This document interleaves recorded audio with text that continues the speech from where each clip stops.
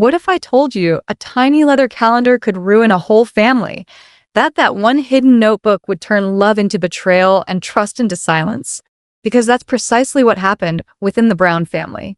It was a serene afternoon in Flagstaff, Arizona. The sun was dipping behind the mountains, coloring the sky orange and red, the kind of serene sunset that conceals turmoil behind tranquility. Within a great, vacant house that had at one time been filled with laughter, Mary Brown made her way slowly down the hall. Her footsteps were echoed. The rooms were still, too still. For many years, this house had served as her home, her sanctuary. But now it was a stranger's house, full of memories that no longer smiled at her. Upon the desk, she saw something. A stack of papers, outdated TLC contracts, receipts, and notebooks. As she began to clean, a small, leather planner slipped from beneath the stack and landed on the floor. It appeared old, used, but maintained. On the cover front, in gold letters, were the initials K.B. Cody Brown. Her initial thought was innocent. Perhaps it's one of his business notebooks, but something within her instructed, open it. So she did. As she browsed through the first few pages, her breathing ceased. There were names highlighted in bold: Christine, Janelle, Robin, and her name, Mary. Every name had times and notes beside it. Monday, 2 p.m., lunch with Robin. Tuesday, 6:30 p.m., dinner at Janelle's. Wednesday, 9 p.m., movie night with Christine. Thursday, 8 p.m., check-in with Mary. She turned another page. The same, and another. Her hands began to shake. It wasn't a schedule, it was a rotation. Cody had scripted out every hour of his week, every visit, every conversation, every night, as if their lives were nothing but appointments in his calendar. And then her eyes fell on something that shattered her heart entirely. Notes in Cody's own handwriting beside each name. Christine, too emotional today. Janelle, stable, less drama. Robin, understanding, peaceful. And then, beneath her name, Mary, distant. Hard to talk to. Losing connection. Those words cut her deeper than anything had ever cut before. For years, she had been telling herself that perhaps Cody was simply busy, distracted, under stress. But now she was sure of it. He wasn't distant on purpose. He had written her off, literally in black and white. She sat down, regarding the planner. Each page was like a confession. The same man who had one time sworn to her that love would last had reduced their lives to a spreadsheet. Mary muttered to herself, how long has he been doing this? She turned more pages. There were little notes. Anniversary present for Robin. Deal with Christine's car problem. Remind Janelle about money. But under hers, nothing. Just call in if time permits. Her heart was racing. She was mad, hurt, confused. Had this been the state of their marriage? A rotation, a ranking system. And if that's the case, what happened to love? That evening, she didn't sleep. She sat on the couch, the planner on her lap, reading through it repeatedly as tears silently dripped down her face. The next day, Mary decided. She needed answers, but not from him. Not yet. She called someone she hadn't talked to in weeks, Christine. When Christine answered, her voice was tired. Mary, is everything okay? No, Mary whispered. We need to talk. It's about him. They met later that afternoon in a quiet cafe away from cameras and eyes. The same cafe where they used to laugh together years ago, before everything changed. When Christine sat down, she noticed the tension in Mary's eyes. What's wrong? She asked gently. Mary pushed the planner down the table. Read it. Christine scrunched up her face, perplexed. But as soon as she opened the first page, her expression changed. Her eyes widened. Her lips quivered. He wrote this, she whispered. Mary nodded. Christine flipped through the pages quicker now, shock giving way to heartbreak. Is this how he chooses each week who to love? Mary hung her head. Apparently. Christine pushed the planner away as if it burned her palms. I knew something was off. He's been distant, cold, but I thought it was me. Mary slowly shook her head. It's all of us. We've all lived his schedule, not our lives. Just then, Janelle arrived. Christine had called her on the way, not able to keep it inside. Janelle sat down, bewildered, until she noticed the planner on the table. "What's this?" Mary remained silent. She just pointed. Janelle started reading. Her face grew harder with every line. Janelle, practical, reliable, less demanding. She read, her voice trembling. She slammed the book shut. "He's grading us." Christine nodded. "That's what it appears to be." The three women sat in silence for a long time. The cafe sounds receded. All they could do was listen to their own heartbeat and the ring of betrayal in their minds. Finally, Mary spoke. "We can't be silent anymore. We've let him dictate our lives, our feelings, everything." Christine agreed. "He convinced us we were equals, but we were never equal to him." Janelle spoke softly. "What do we do now?" Mary's tone became strong. "We tell the truth, whatever the cost." That evening at home, Mary put the planner within a brown envelope. She marked one word on the cover: evidence. Her heart was pounding. It was no longer about revenge. It was now about justice, emotional justice. She was not the only one who had been hurt. They all were. And in some way deep inside, she felt this was the only thing to do to stop him, not as a husband, but as a man who believed he could dictate love like a calendar. The next day, she called her lawyer. When she walked into the office, she placed the envelope on the table and said, "This is what my marriage looks like now." The lawyer opened it, brows furrowing. "This could change everything," he said quietly. Mary just nodded. "That's what I'm hoping for." Later that night, Cody came home unaware. He found Mary sitting by the fireplace, the planner gone, her face calm but cold. He smiled weakly. "Hey, you're still up?" She regarded him, not angrily, but with the sort of sadness that follows after you lose hope. She simply said, "We need to talk." And that was when the tale that would later unsettle the entire Brown family commenced. A secret calendar, a trust broken, and a truth no longer hidden. What if I told you a tiny leather calendar could ruin a whole family? That a single secret notebook would make love turn to betrayal and trust turn to silence? Because that's what happened within the Brown family. It was a peaceful afternoon in Flagstaff, Arizona. The sun went down behind the hills, staining the sky orange and red, the peaceful kind of sunset which conceals chaos behind beauty. Within a big, empty home that was once abuzz with laughter, Mary Brown slowly passed through the hallway. Her footsteps rang out. The rooms were silent, too silent. This home had been hers for years, her sanctuary. But this time, it was like a stranger's home, full of memories that no longer smiled at her.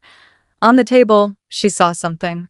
A stack of papers, old TLC contracts, receipts, and notebooks. When she began to clean, a small, leather-bound planner fell from underneath the stack and landed on the floor. It appeared old, used, but maintained well. Across the front cover, in gold letters, were the initials K, V, Cody Brown. Her initial thought was innocent. Maybe it's one of his business notebooks, but something within her urged open it. So she did.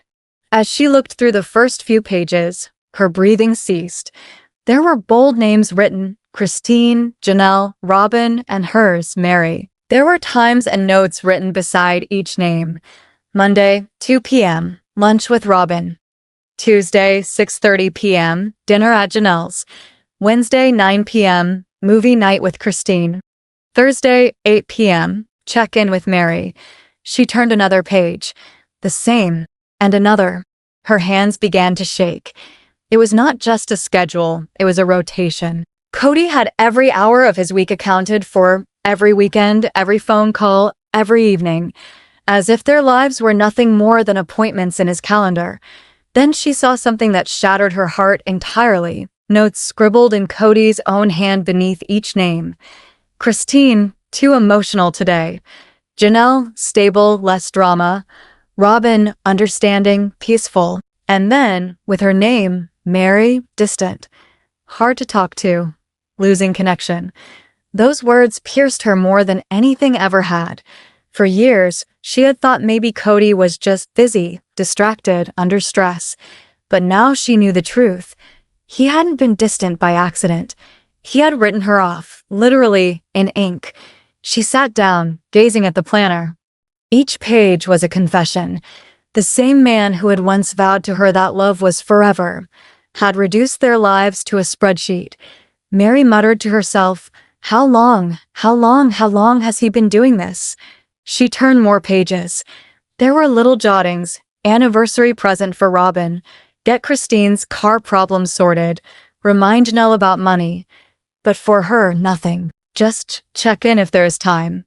Her heart was racing. She felt rage, sorrow, confusion. Was this where their marriage had ended up? A rotation? A ranking system? And if that's the case, what happened to the love? That evening, she didn't sleep. She sat on the sofa, the planner spread out on her lap, reading it repeatedly over and over again as tears silently ran down her face. The next morning, Mary made a choice. She wanted answers, but not from him. Not yet. She called someone she hadn't talked to in weeks, Christine. When Christine answered, her voice was tired. Mary, is everything okay? No, Mary whispered. We need to talk. It's about him. They met later that afternoon in a quiet cafe away from cameras and eyes. The same cafe where they used to laugh together years ago, before everything changed. When Christine sat down, she noticed the tension in Mary's eyes. What's wrong? She asked gently. Mary pushed the planner across the table. Read it. Christine scowled, bewildered. But the moment she flipped open the first page, her expression changed. Her lips shook. He wrote this. She breathed. Mary nodded. Christine flipped the pages quicker now, shock giving way to heartache. Is this how he chooses who to love every week? Mary looked down. Apparently. Christine pushed the planner away as if it scorched her palms. I knew something was off. He's been cold, distant. But I thought it was me. Mary shook her head slowly. We all have. We've all been living his timetable, not our lives. As she spoke, Janelle arrived.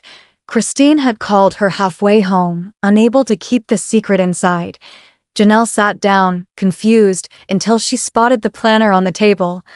Don't you know what this is? Mary didn't say anything. She simply pointed. Janelle started to read. Her face grew harder with every line. Janelle, reliable, practical, less demanding. She read in a shaking voice. She closed the book with a slam. He's grading us. Christine nodded. That's what it seems like. The three women sat there in silence for a very long time. The cafe background noise receded. All they could hear was their own heartbeat and the echo of betrayal ringing in their minds. After a while, Mary talked. We can't remain silent anymore. We've let him dictate our lives, our feelings, everything. Christine nodded. He convinced us that we were equals, but we were never equal to him. Janelle whispered, what do we do now? Mary's voice became stern. We tell the truth, no matter what it costs. That evening at home, Mary put the planner within a brown envelope. She scribbled one word on the cover, evidence. Her heart pounded. It was no longer about revenge. It was about justice, emotional justice. She wasn't alone in being hurt. They all were. And deep inside, she thought this was the only way to end him, not as a husband, but as a man who believed he could dictate love like a calendar. The following morning, she called her attorney. When she walked into the office, she placed the envelope on the table and said, This is what my marriage looks like now. The lawyer opened it, brows furrowing. This could change everything, he said quietly. Mary just nodded. That's what I'm hoping for. Later that night, Cody came home unaware. He found Mary sitting by the fireplace, the planner gone, her face calm but cold. He smiled weakly. Hey, you're still up? She regarded him, not angrily, but with a sadness that follows once you've lost hope. She merely said, We need to talk. And that was when the tale that would soon rock the whole Brown family commenced. A secret calendar. A trust broken, and a truth that could no longer be kept. Sometimes when love does die, it doesn't fade away. It detonates in courtrooms and whispers in the eyes of those who vowed forever. For Cody Brown, detonation had finally come. 2 weeks following the altercation, filings were made. It wasn't about being apart, it was about truth. Mary had done something none of them ever thought she would. She had sought an emotional abuse and misrepresentation hearing, a civil proceeding intended to reveal Cody's manipulation under the eyes of the law. When journalists got wind of it, headlines ran rampant. Reality star faces real consequences. Sister wives Cody Brown, love on trial. Christine and Janelle were subpoenaed as witnesses. For the first time, their hidden heartache would be verbalized under oath. The courtroom was cramped but full. Cameras weren't permitted, but there were reporters in the hallway outside. Within, the atmosphere was thick. You could sense the silence against the walls. Cody sat at the defense table, his attorney speaking in his ear. Opposite him sat Mary, serene, unruffled, but in her eyes, the weight of years. The judge arrived, and all rose. Then, as proceedings opened, the voice of the judge resonated. "Mrs. Brown, you may proceed." Mary rose to her feet, her voice firm. "Your Honor, I didn't bring me here for revenge. Your Honor, I didn't bring me here for truth. For too long, love in my family was treated as a job, a system of control. I believed in equality, in respect, but what I received was manipulation and emotional damage." Her words struck the room like lightning. Cody shifted uncomfortably, muttering something to his attorney. Mary went on. "He charted our lives, our feelings, like we were appointments on a calendar. And when we didn't comply with his schedule, we were punished by silence." The judge nodded. "Go on." Mary set a small brown envelope on the witness stand. "His handwriting is in this planner. His judgments. His domination." The clerk presented it to the judge. The clerk presented it to the judge. The pages were turned slowly. The court held its breath except for the gentle rustling of paper. Then was Christine's turn. She stepped up into the witness box, hands clenched tightly together. "Mary's not lying," she declared. "We thought we were equals. We believed in our family, but it was all acting. When cameras rolled, we were smiling. When they stopped, we were invisible." The judge leaned forward. "Invisible?" Christine nodded. "He used love as a weapon.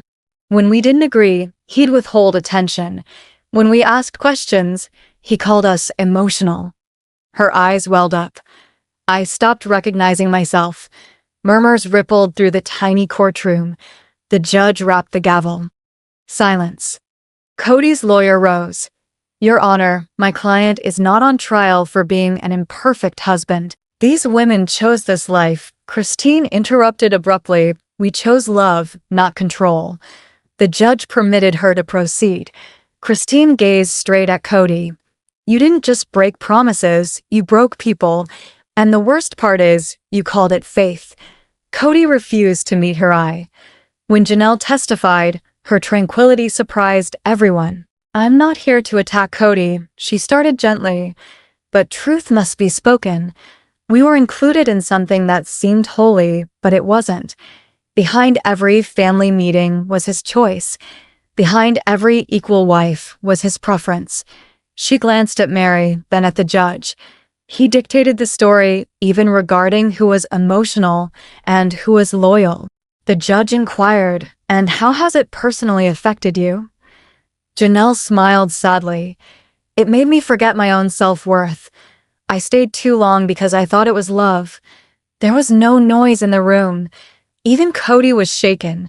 When it was Cody's turn to testify, the entire courtroom was tense. He rose slowly, breathing deeply. "I didn't mean to hurt anyone. I was attempting to handle a complicated life. I had obligations to several families, and I figured keeping a schedule would make everyone feel like they were included." He hesitated, his eyes on Mary. "Perhaps I went too far. Perhaps I forgot what love actually was." His attorney mumbled something, but Cody went on over him. But I didn't pretend everything. There were genuine moments, laughter, faith, connection. I still think I did the best I could. The judge reclined. Mr. Brown, are you claiming your actions were in the right? Cody paused. No, Your Honor. I'm saying I didn't know they were wrong. There was a long pause. Mary's eyes softened for an instant, not in forgiveness, but in acknowledgement. Sometimes the truth doesn't hurt because it's mean. It hurts because it's truthful. The judge defined the issue in plain language. This court cannot decide on love, but this court can decide on harm.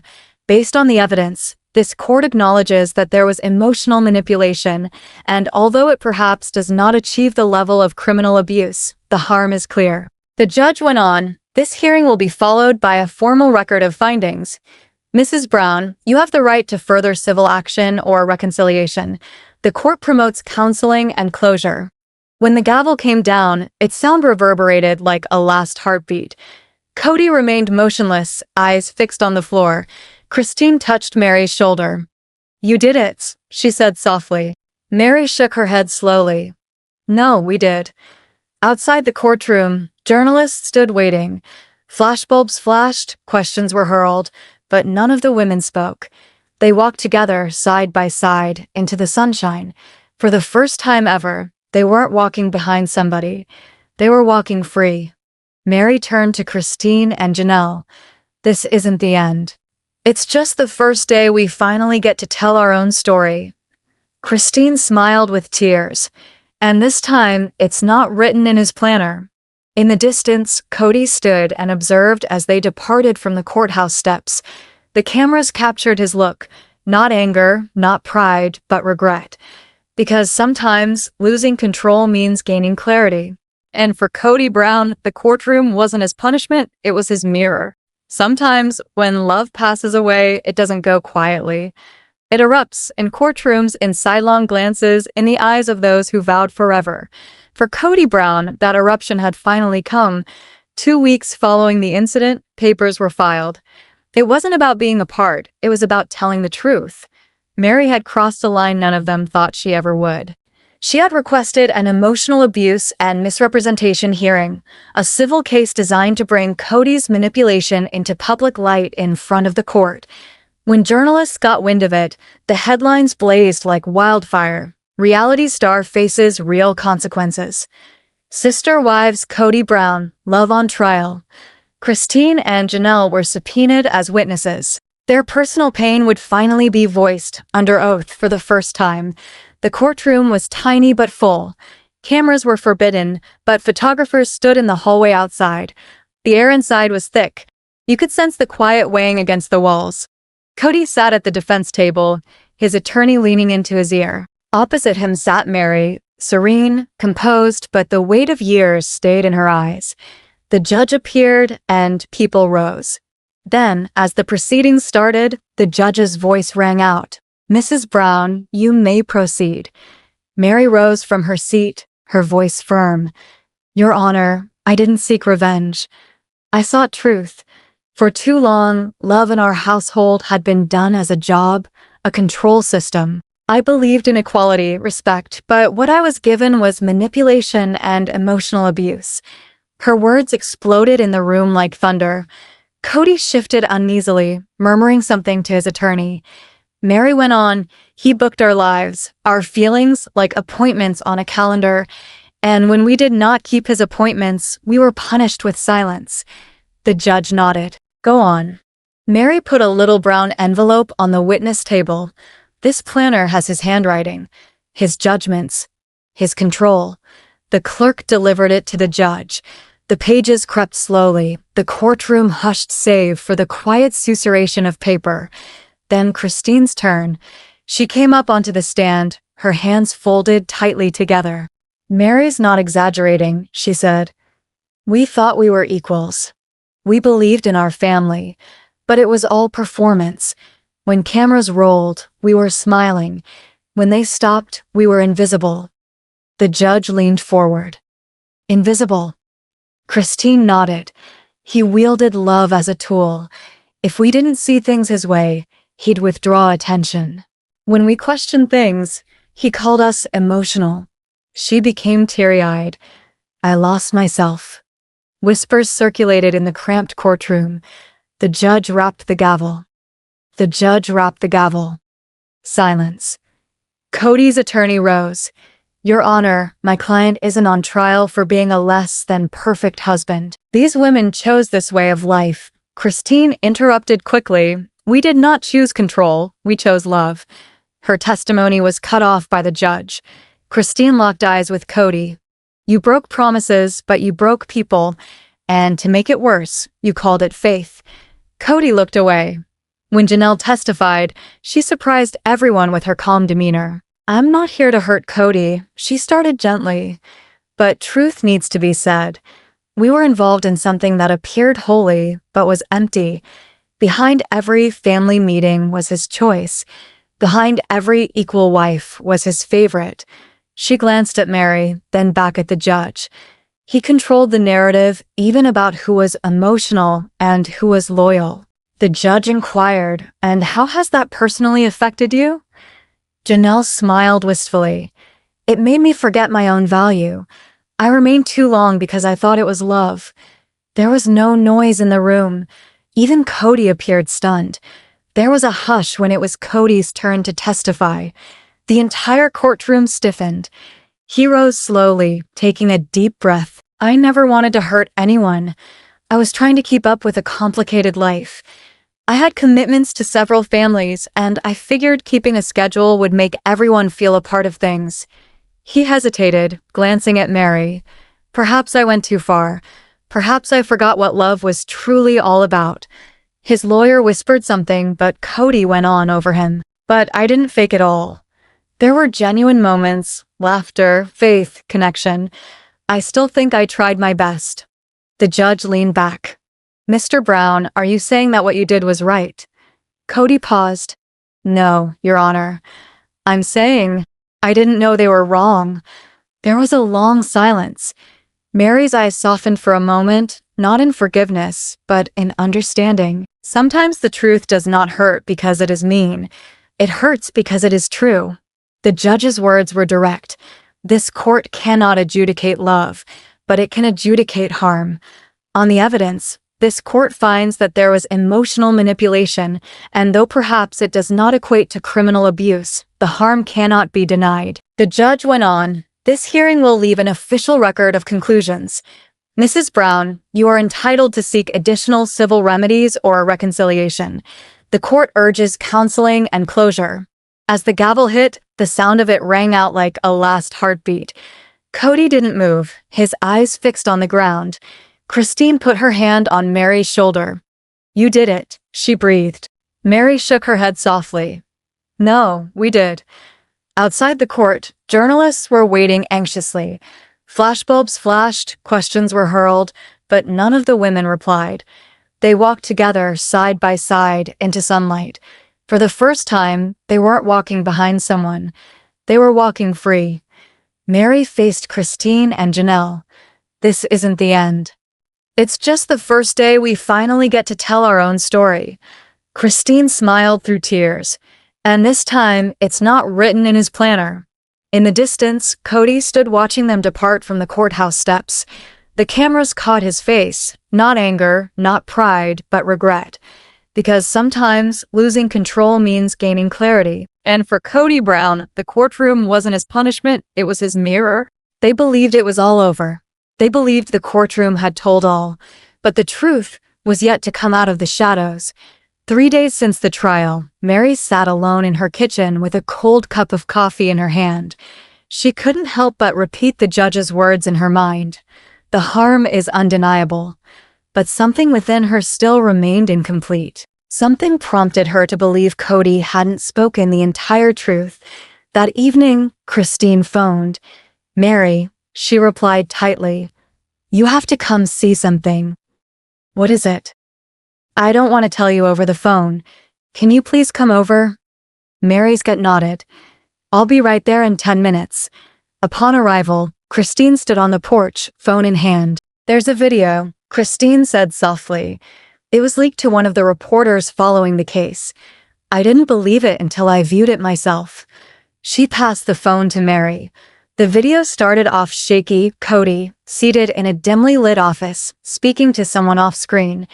His voice was even scripted. "Look," Cody said in the video, "the show was never real anymore. They're all unhappy. If they leave, fine. But I'll make sure the public sees them as the ones who broke it." The unseen person asked, "Even Mary?" Cody chuckled softly. "Especially Mary. She's too emotional. The audience doesn't sympathize with her anyway." Mary's hand trembled. Her heart dropped to her stomach. She whispered, "He was planning it." Christine nodded. It was all about his image. He wanted to maintain control, even if it meant ruining us in public. Mary fell into a chair. "He didn't just lie to us. He lied to the whole world." Janelle, who had arrived by then, balled her fists. "That video makes everything different. That video makes everything different. He was controlling how the rest of the world perceived us." Christine let out a sigh. He wanted to be the victim, the misunderstood husband, the faithful one who tried. Mary gazed up at her, water standing in her eyes. "He didn't just write the story in his planner. He attempted to rewrite our lives." The video leaked the next day online. It went viral within hours. Headlines spilled across social media. Leaked footage. Cody Brown's private confession. Manipulation or strategy. Fans react to explosive video. Thousands of viewers commented, some shocked, some angry, some heartbroken. But one thing was clear, the world finally saw what the women had been living through. Mary's phone wouldn't stop buzzing. Reporters wanted statements, talk shows wanted interviews. But she stayed silent. Instead, she made a decision. A week later, Mary called Christine and Janelle to meet her one last time, not to talk about Cody, but to decide what came next. "I've been thinking," Mary said softly. "We've all lost so much. Years, trust, peace. But we can't let this story end in pain. We have to make it mean something." Christine furrowed her brow. "What do you mean?" "I want to tell our truth," Mary said. "Not just through interviews, through our own voices. A documentary. Not about revenge, but about recovery." Janelle smiled gently. "You want to take back the narrative?" Mary nodded. "Right." He attempted to pen our conclusion. "Now we pen our origin." Christine sat back, tears shining in her eyes. Perhaps that is what freedom actually is, not silence, but speaking. Meanwhile, Cody sat alone in his home, surrounded by silence. The show had been canceled, his public reputation shattered. Producers no longer called. Fans rejected him. He scrolled through the comments on the internet, missives from fans who used to idolize him now tinged with despair. One sentence pierced him more than the others. "You can't love people you treat like property." He closed his laptop, the reflection of himself gazing back at the black screen. For the first time, he looked at himself not as the father of a family, but as a man who had lost everyone who ever cared. Days became weeks. Then, one day, he got a letter. It wasn't from the court. It was from Mary. He didn't know if he should open it. And it was a handwritten page. It had only one sentence on it. "Cody, this is not about punishment. This is about truth. I forgive you, not because you deserve it, but because I deserve peace. You showed me what love isn't. And that's how I finally learned what it is." Mary Cody sat there, reading it again and again. He didn't cry. He just stared blankly, realizing that forgiveness didn't mean reconciliation. It meant he no longer had control. Weeks later, Mary's documentary premiered online. It wasn't flashy. It wasn't dramatic. It was honest. Titled The Planner, a story of control and courage, it began with Mary's voice. This isn't a story about hate. It's about finding your way back from it. The movie depicted their journey, the love, the fissures, the argument, and ultimately, the courtroom. Audiences across the world reacted in overwhelming emotion. Messages flooded in. "I see myself in your story. Thank you for showing that strength doesn't mean silence. You gave voice to every woman who's been told she's too emotional." For the first time, Mary didn't feel invisible. She felt seen. Christine and Janelle stood with her on the stage at the premiere of the film. Cameras flashed, but this time not downward. Christine grinned at Mary. "You took pain and turned it into power." Mary grinned back. "No, we did." The audience applauded, standing while the three women clasped hands. A snapshot of oneness formed from shatteredness. And somewhere, far away, Cody sat in silence watching the broadcast. He didn't attempt to call. He didn't attempt to make excuses. Because for once, he finally realized, sometimes the strongest voice is the one that disappears. Ultimately, the truth was not about losing or winning. It was about who finally got peace. Mary did not close a book. She wrote a new one. One that started in heartbreak, but finished in hope.